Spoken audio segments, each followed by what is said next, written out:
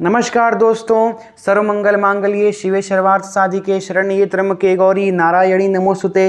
दोस्तों, जैसा कि हम जानते हैं कि शरद नवरात्रि 2021 शुरू होने वाली है और दोस्तों यह शरद नवरात्रि 2021 में इस वर्ष 7 अक्टूबर से शुरू होकर के 15 अक्टूबर तक चलने वाली है। यानी कि 7 अक्टूबर को नवरात्र का प्रथम दिन है और 15 अक्टूबर को इसकी नवमी होगी। तो दोस्तों, इस वीडियो में हम आपको नवरात्र 2021 के बारे में ही जानकारी देने जा रहे हैं कि आपको नव दुर्गा की पूजा कैसे करनी है, नवरात्र में आप किस देवी की कैसी पूजा करें, उन्हें आप क्या चढ़ाएं भोग में, उनकी पूजा कैसे करें। तो दोस्तों चलिए वीडियो को शुरू करते हैं। दोस्तों, इस बार नवरात्र 2021 में देवी दुर्गा का आगमन डोली पर हो रहा है और इन 9 दिनों में हमें देवी दुर्गा के 9 रूपों की पूजा करनी है। शरद नवरात्र और चैत्र नवरात्र में नव दुर्गा की पूजा की जाती है। दोस्तों, जैसा कि हम जानते हैं कि नव दुर्गा देवी दुर्गा के 9 रूप हैं, जिन्हें कुछ इस तरीके से इनका बखान किया जाता है। प्रथमम शैलपुत्री च, द्वितीयम ब्रह्मचारिणी, तृतीयम चंद्रघंटेति, कुष्मांडेति, चतुर्थकम पंचमम स्कंदमातेति, षष्ठम कात्यायनीति च, सप्तमम कालरात्रिति, महागौरी च, अष्टमम नवमम सिद्धिदात्री च, नव दुर्गा प्रकीर्तितः। तो दोस्तों, इस प्रकार से देवी दुर्गा के यह 9 रूप है जिनका बखान हमें दुर्गा सप्तशती में मिलता है। और दोस्तों, देवी दुर्गा के अगर हम रूपों की बात करें तो देवी दुर्गा की प्रथम रूप है माता शैलपुत्री, जिनकी पूजा नवरात्र के प्रथम दिन को की जाती है। दोस्तों, शैल का अर्थ होता है पर्वत और ये पर्वत की पुत्री है, इसीलिए इन्हें शैलपुत्री बोलते हैं। दोस्तों, नवरात्र के दूसरे दिन पूजा होती है माता ब्रह्मचारिणी की, इनकी उपासना दूसरे दिन की जाती है। तीसरा दिन माता देवी चंद्रघंटा को समर्पित है। दोस्तों, नवरात्र के तीसरे दिन चंद्रघंटा माता की उपासना की जाती है। इसके बाद नवरात्र के चौथे दिन आता है देवी कुष्मांडा का। दोस्तों, देवी कुष्मांडा की पूजा चतुर्थ यानी कि चौथे दिन को की जाती है। इसके बाद 5वें दिन को, नवरात्र के 5वें दिन को दोस्तों भगवान कार्तिकेय की यानी स्कंद की माँ की यानी कि स्कंद माता देवी की पूजा की जाती है। नवरात्र के 6ठे दिन देवी कात्यायनी की पूजा की जाती है, जो कि ऋषि कात्यायन की पुत्री हुआ करती थी। इसके बाद नवरात्र के 7वें दिन यानी कि सप्तमी को देवी कालरात्रि की पूजा की जाती है, जो कि साक्षात माता काली हैं। और इसके बाद अष्टमी को यानी कि नवरात्र के 8वें दिन गौरी देवी महागौरी की पूजा की जाती है, जो कि भगवान महाशिव की पार्वती हैं। इसके बाद नवरात्र के 9वें दिन पूजा की जाती है देवी सिद्धिदात्री की, जो कि लक्ष्मी जी की रूप हैं। दोस्तों, सबसे पहले बात कर लेते हैं माता शैलपुत्री की। दोस्तों, नवरात्र के प्रथम दिन यानी कि 7 अक्टूबर को आपको माता शैलपुत्री की पूजा करनी है। इनके पूजा में पीले वस्त्रों का उपयोग किया जाता है और माता शैलपुत्री की पूजा से दोस्तों चंद्रमा का दोष खत्म होता है। तो यदि आपके कुंडली में भी यदि आपके चंद्रमा का दोष है तो आपको माता शैलपुत्री की पूजा अवश्य करनी चाहिए। इसके कारण आपके कुंडली में जो भी चंद्रमा का दोष है वो आपकी कुंडली से फिर खत्म हो जाता है। दोस्तों, यदि हम बात करें कि माता शैलपुत्री को आपको भोग में यानी कि प्रसाद में आपको माता शैलपुत्री को क्या क्या चीज़ें अर्पित करनी है, तो दोस्तों आप माता शैलपुत्री को आप दूध का भोग लगा सकते हैं। दूध से बनी चीज़ों का आपको भोग लगाना है। घी का आप इन्हें भोग लगा सकते हैं, आप इन्हें मिश्री का भोग लगा सकते हैं, खीर हो गया, पेड़ा हो गया, दूध से जो भी मिठाइयाँ बनती हैं उनका भी आप इन्हें भोग लगा सकते हैं। लेकिन दोस्तों, जो भी फटे हुए दूध से जो मिठाइयाँ बनती हैं जैसे कि रसगुल्ला हो गया, गुलाब जामुन हो गए, तो फटे हुए दूध से बनी मिठाई आपको देवी को नहीं चढ़ानी है। हाँ, रबड़ी आप माता शैलपुत्री को चढ़ा सकते हैं, जो दूध को जला के बनती है, जो कि दूध को फाड़ के नहीं बनती, वैसी मिठाइयाँ आप देवी को चढ़ा सकते हैं। यदि मिठाई आपको अवेलेबल नहीं है तो आप देवी को खीर बना के चढ़ा दें, वरना आप इन्हें एक कटोरे में आप माता शैलपुत्री को केवल दूध भी आप इन्हें चढ़ा सकते हैं। दोस्तों, आगे बात कर लेते हैं माता ब्रह्मचारिणी की। दोस्तों, इनकी पूजा आपको नवरात्र के दूसरे दिन यानी कि आपको 8 अक्टूबर को आपको इनकी पूजा करनी है। दोस्तों, ब्रह्मचारिणी माता के पूजा में आपको हरे वस्त्रों का उपयोग करना चाहिए, हरे रंग का उपयोग करना चाहिए। हरे रंग के वस्त्र आप खुद भी पहने, हो सके तो माता को भी पहनाएं।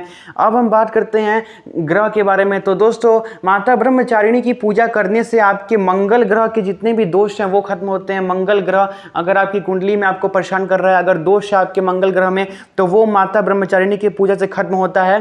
दोस्तों अगर हम बात करें आपको कौन से भोग माता ब्रह्मचारिणी को चढ़ाने हैं नवरात्र के दूसरे दिन, तो इनका भोग बड़ा आसान है। माता ब्रह्मचारिणी को आप मिश्री भी चढ़ा सकते हैं, इन्हें आप चीनी भी चढ़ा सकते हैं, इन्हें आप गुड़ भी चढ़ा सकते हैं। ये सारे ऐसे भोग हैं जिन्हें बनाने की कोई ज़रूरत नहीं पड़ती है।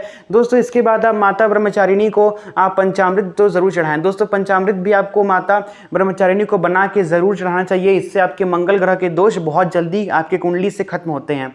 दोस्तों तीसरे नंबर पे बात कर लेते हैं माता चंद्रघंटा की। इनकी पूजा आपको नवरात्र के तीसरे दिन यानी कि आपको 9 अक्टूबर को इनकी पूजा करनी है। दोस्तों भूरे रंग के वस्त्रों का आपको उपयोग करना चाहिए माता चंद्रघंटा की पूजा में। देवी चंद्रघंटा की पूजा में आपको भूरे रंग के वस्त्र का उपयोग करना चाहिए। माता को भी हो सके तो भूरे रंग के वस्त्र पहनाएं और खुद भी पहने। आसन भी हो सके तो भूरे रंग का इस्तेमाल करें। दोस्तों शुक्र ग्रह को नियंत्रित करती हैं माता। शुक्र ग्रह को अगर ठीक करना है आपको, अगर आपके कुंडली में अगर शुक्र ग्रह अगर आपको परेशान कर रहा है, शुक्र ग्रह का कोई दोष है, तो माता की पूजा करने से आपके कुंडली के शुक्र ग्रह के जितने भी दोष हैं वो सारे दोषों का नाश होता है। और दोस्तों माता चंद्रघंटा की पूजा आपको लग्जरीज पाने के लिए करनी चाहिए। यदि आपकी लाइफ उतनी ज़्यादा अच्छी नहीं है जितनी आप उसे चाहते हैं, तो ऐसे भी आप कर सकते हैं। अगर आपको ज़िंदगी में अगर आपको लग्जरीज नहीं मिल रही हैं, तो देवी चंद्रघंटा की पूजा से आपको लग्जरीज प्राप्त होती हैं। दोस्तों आगे बात करें माता चंद्रघंटा के भोग की, आपको कौन कौन से भोग माता को चढ़ने चाहिए। तो दोस्तों दूध हो गया, दूध से बनी मिठाई हो गई, जैसा माता शैलपुत्री में था वही चीज़ें आपको चंद्रघंटा माता को भी चढ़ानी है। और रसगुल्ला आपको नहीं चढ़ाना है, जैसा कि हमने पहले ही बता दिया है कि रसगुल्ला फटे हुए दूध का बनता है दोस्तों, इसलिए आपको फटे हुए दूध की मिठाइयाँ, रसगुल्ला हो गया जैसे कि फॉर द एग्जांपल, तो ऐसी मिठाइयाँ आपको नहीं चढ़ानी है। आप उन्हें दूध से बनी ऐसी मिठाइयाँ जो कि दूध को जला के बनते हैं, जैसे कि रबड़ी हो गई, पेड़ा हो गया, बर्फ़ी हो गई, खीर हो गई, तो ऐसी चीज़ें आप माता को चढ़ाएं। अगर कुछ भी अवेलेबल नहीं है या आप बना नहीं पा रहे हैं, अगर आप प्रॉब्लम में हैं, तो आप केवल दूध भी माता को आप चढ़ा सकते हैं। पर ध्यान रखें कि आप जो दूध माता को चढ़ा रहे हैं वो दूध कच्चा होना चाहिए। दोस्तों अगले चौथे नंबर पे बात करते हैं देवी कुष्मांडा की। दोस्तों देवी कुष्मांडा की पूजा आपको 10 अक्टूबर यानी कि नवरात्र के चौथे दिन आपको इनकी पूजा करनी है। दोस्तों नारंगी रंग के वस्त्रों का उपयोग आपको करना है देवी कुष्मांडा की पूजा में। हो सके तो आसन भी उस रंग का इस्तेमाल करें। नारंगी रंग के आसन तो बहुत मिलते हैं मार्केट में, आपको आसानी से प्राप्त हो जाएंगे। दोस्तों यदि आपको जीवन में मान सम्मान नहीं मिल रहा है, यदि लोग आपको प्रतिष्ठा नहीं देते, आपकी प्रतिष्ठा अगर समाज में बहुत ज़्यादा कम है, तो माता की पूजा से आपको समाज में सम्मान, मान, प्रतिष्ठा प्राप्त होती है कुष्मांडा देवी की पूजा से। कुष्मांडा देवी आपके सारे ग्रहों में से जो सबसे मुख्य ग्रह हैं आपकी कुंडली के, सूर्य ग्रह, उनको देवी कुष्मांडा नियंत्रण में रखती हैं, तो इनकी पूजा तो आपको जरूर करनी चाहिए। दोस्तों ज्योतिषी में ऐसा माना जाता है कि यदि किसी का सूर्य ग्रह यदि ठीक है तो उसके सारे ग्रह भी ठीक ही होंगे। दोस्तों सूर्य ग्रह सारे ग्रहों में से सबसे मुख्य ग्रह है, तो आपको माता कुष्मांडा की पूजा तो आपको अवश्य करनी चाहिए। माता कुष्मांडा की पूजा करने से सूर्य ग्रह के जितने भी दोष होते हैं उन सभी दोषों का नाश होता है। तो दोस्तों नवरात्र के चौथे दिन आपको देवी कुष्मांडा की पूजा करनी है। अगर भोग की बात करें तो भोग में आपको देवी कुष्मांडा को आपको मालपुए का भोग लगाना चाहिए। दोस्तों पांचवें नंबर पे बात कर लेते हैं देवी स्कंद माता की। दोस्तों स्कंद का मतलब होता है कार्तिकेय, और स्कंद माता का अर्थात है कार्तिकेय की माता, यानी कि स्कंद की माता, स्कंद माता।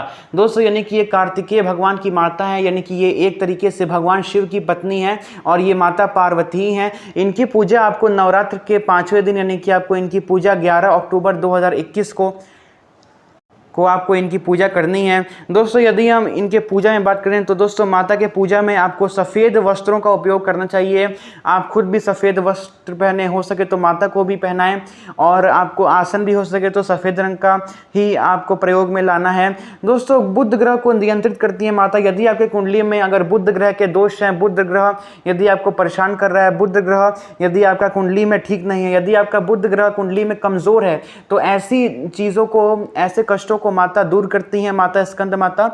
और दोस्तों यदि आपको करियर में अगर आप अच्छा करियर अपने लिए यदि आप नहीं अगर आप चुन पा रहे हैं अपने लिए अच्छा करियर कि आपको किस दिशा में आपको जाना चाहिए, और यदि आपको सफलता नहीं मिल रही है किसी भी, कोई भी आपने बिजनेस चालू किया है या फिर आप कोई एग्ज़ाम दे रहे हैं बहुत टाइम से, उसमें आपको यदि सफलता नहीं मिल रही है, तो दोस्तों इन सारे ऐसे संकट यदि आपके जीवन में है तो आपको माता स्कंद माता की पूजा बिल्कुल करनी चाहिए। दोस्तों यदि हम भोग की बात करें कि कौन सा भोग आपको माता स्कंद माता को चढ़ाना चाहिए, तो दोस्तों केले का भोग आपको देवी स्कंद माता को ज़रूर चढ़ाना चाहिए। इसके साथ ही मूंग का हलवा हो गया दोस्तों, मूंग का हलवा भी स्कंद माता को बहुत प्रिय है। आपको ज़रूर नवरात्र के 5वें दिन शाम को या सुबह में मूंग का हलवा बना करके, दोनों में से किसी भी एक टाइम मूंग का हलवा बना करके आपको स्कंद माता को भोग में ज़रूर देना चाहिए। दोस्तों छठे दिन बात कर लेते हैं माता कात्यायनी की। इनकी पूजा आपको नवरात्र के छठे दिन यानी कि आपको 12 अक्टूबर 2021 को इनकी पूजा करनी है। दोस्तों इनकी अगर हम बात करें तो दोस्तों आपको लाल वस्त्रों का उपयोग करना है। इनकी पूजा में लाल रंग का आसनी इस्तेमाल कर लें और लाल रंग के वस्त्र तो आपको पहनने ही है दोस्तों, और माता को लाल रंग की चुनरी भी आपको ज़रूर ओढ़ानी है। दोस्तों बृहस्पति ग्रह को यानी कि जो गुरु हैं आपके, उनको माता नियंत्रण में करती है, तो देवी कात्यायनी की पूजा आप करें। अगर आपका बृहस्पति ग्रह बहुत ज़्यादा कमज़ोर है या आपकी कुंडली में अगर गुरु का कोई दोष है, तो इन सब चीज़ों के लिए आपको देवी कात्यायनी की पूजा ज़रूर करनी चाहिए। यदि आपके विवाह में अड़चनें आ रही हैं, शादी के रिश्ते बन नहीं रहे, अगर बंद रहे हैं तो भी टूट जा रहे हैं, तो ऐसी चीज़ों के लिए आपको देवी कात्यायनी की पूजा ज़रूर करनी चाहिए। ऐसा करने से शादी में अगर आपकी देरी हो रही है, शादी के विवाह नहीं हो रहे हैं, शादी अगर बन रही है तो भी रिश्ते टूट जा रहे हैं, तो ऐसे प्रॉब्लम्स खत्म होते हैं माता कात्यायनी की पूजा करने से। अगर इनके भोग की बात करें तो माता कात्यायनी को आपको शहद का भोग लगाना चाहिए, यानी कि जो मध होता है हनी, उसका भोग आपको माता कात्यायनी को लगाना चाहिए। और माता कात्यायनी को शहद चढ़ाने से दोस्तों आकर्षण में वृद्धि होती है, लोग आपकी तरफ ज़्यादा आकर्षित होते हैं। 7वें दिन बात कर लेते हैं जिनकी आपको पूजा करनी है, देवी कालरात्रि। दोस्तों इनकी पूजा आपको नवरात्र के 7वें दिन यानी कि आपको इनकी पूजा 13 अक्टूबर को करनी है। दोस्तों इनकी पूजा में अगर हम बात करें तो आपको नीले रंग के वस्त्रों का प्रयोग करना चाहिए। देवी कालरात्रि की पूजा में आप चाहें तो काले रंग के वस्त्रों का भी प्रयोग आप कर सकते हैं। देवी कालरात्रि दोस्तों शनि ग्रह को अपने नियंत्रण में रखती हैं। यदि आपको शनि का दोष है, यदि आप पे शनि की अगर 7.5 चल रही है, शनि ग्रह आपको आपके कुंडली में यदि परेशान कर रहा है, चैन से रहने नहीं दे रहा, तो दोस्तों ऐसे प्रॉब्लम्स के लिए आपको देवी कालरात्रि की पूजा करनी चाहिए। अगर हम माता के भोग की बात करें कि आपको कौन सा भोग माता को चढ़ाना है, तो दोस्तों आप माता को गुड़ का भोग लगा सकते हैं और सिंघाड़े का हलवा का भोग तो आपको माता को ज़रूर लगाना है।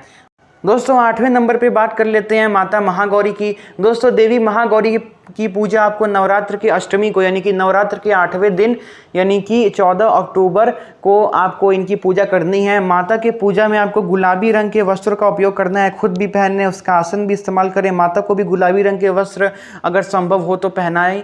और इसके बाद अगर हम ग्रह की बात करें दोस्तों, तो देवी महागौरी राहु ग्रह को अपने नियंत्रण में रखती हैं। इनकी पूजा करने से आपके राहु के दोष खत्म होते हैं। यदि आपके कुंडली में राहु के दोष हैं, राहु यदि आपको परेशान कर रहा है कुंडली में, आपका दिमाग एक जगह पे अगर फोकस्ड नहीं है, यदि आपका दिमाग बार बार खराब हो जाता है, तो दोस्तों ऐसे चक्करों में आपको देवी महागौरी की पूजा अष्टमी को ज़रूर करनी चाहिए। इनकी पूजा करने से आपका राहु ग्रह शांत होता है और इससे आपका दिमाग एक जगह पे फोकस होता है, आपका कंसंट्रेशन लेवल ऐसा करने से बढ़ता है। अगर माता के भोग की बात करें तो माता के भोग में आपको नारियल का भोग आप माता को लगाएं। ऐसा करने से आपको जीवन में परेशानियों से छुटकारा मिलता है। दोस्तों 9वें नंबर पे बात कर लेते हैं देवी सिद्धिदात्री के बारे में, जिनकी पूजा आपको नवरात्र के अंतिम यानी कि 9वें दिन यानी कि आपको इनकी पूजा 15 अक्टूबर के दिन करनी है। बैंगनी रंग के वस्त्रों का उपयोग करें, बैंगनी रंग का उपयोग करें। माता की पूजा में बैंगनी रंग के भोग हो सके तो चढ़ाएं, लेकिन बैंगन का भोग आपको नहीं चढ़ाना है। दोस्तों ये केतु ग्रह को माता अपने नियंत्रण में रखती हैं। धन संपत्ति यदि आपको चाहिए तो आपको माता सिद्धिदात्री की पूजा करनी चाहिए। केतु ग्रह के जितने भी दोष हैं यदि आपके कुंडली में हैं तो वो सारे दोष माता सिद्धिदात्री की पूजा करने से खत्म हो जाते हैं। अगर हम माता की भोग की बात करें तो माता को भोग में आपको माता को आप तिल का भोग लगाएं और आप माता को तिल के लड्डू का भी भोग लगा सकते हैं। यदि आप नवरात्र के 9वें दिन सिद्धिदात्री माता का हवन यदि आप सफ़ेद तिल से करते हैं तो बहुत ही ज़्यादा शुभ माना जाता है।